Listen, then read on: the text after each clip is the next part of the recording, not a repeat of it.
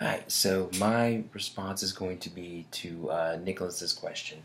I have it pulled up here. He says, with products like Tesla and Elon Musk's recent action to open source the design, is the incentive for clean automobiles enough to send ripples through the automotive industry to possibly change the future of energy consumption in Western nations, or simply a delusion of a post-fossil fuel global society? So, couple things jump out at me right away.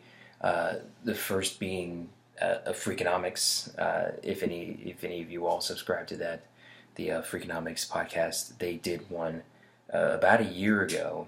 I think it was October 14, where they posed the question: why is Norway buying so many Teslas? I mean, it became the second highest best-selling car in Norway, and then it broke some record, the best-selling car in a single month period, and they wondered what's going on.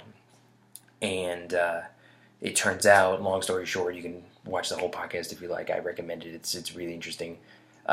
But they conclude that Norway gives a massive tax break for those who own a Tesla. They also get certain toll roads or certain parts of the highway they can travel on, like a HOV lane, but it's a lane just for Teslas. There's certain parking spaces that are more advantageous. They'll give to only if you have a Tesla. It's pretty good. I mean, I think that's what will get the foot in the door, I guess, and get people interested. Especially the Western world, it's always going to be naturally incentive based, but the Western world doesn't necessarily have, on the whole, a large altruistic sense of wanting to do the right thing for the sake of doing the right thing. It's always going to come down to, at least in America, what can it do for me? What benefit do I get? What benefit am I being rewarded for? That's why tax breaks, tax credits in general are very successful. That's why stimulus packages are very successful. In that you give somebody an immediate benefit, and they're going to go and do maybe an indirect altruistic action, but it's an altruistic one nonetheless. And Americans want to see results. They want to see what's going on. They want to see, how does this work? What is going on? So, point being, with clean energy in general, especially the Tesla, because that's what you mentioned, and that's what the talking about here.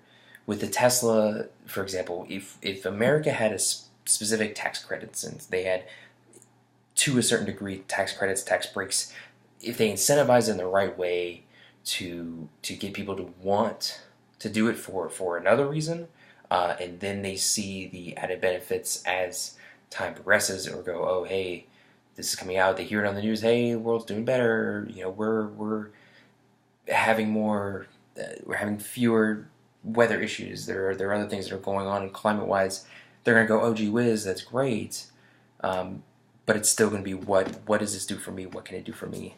But it can start there and have a larger effect, have a much bigger effect in the long run.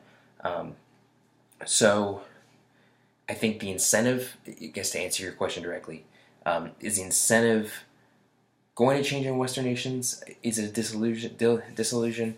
I don't think it's a disillusion directly, but I think having the right incentives in the right place for most people. Tesla's a $100,000 car.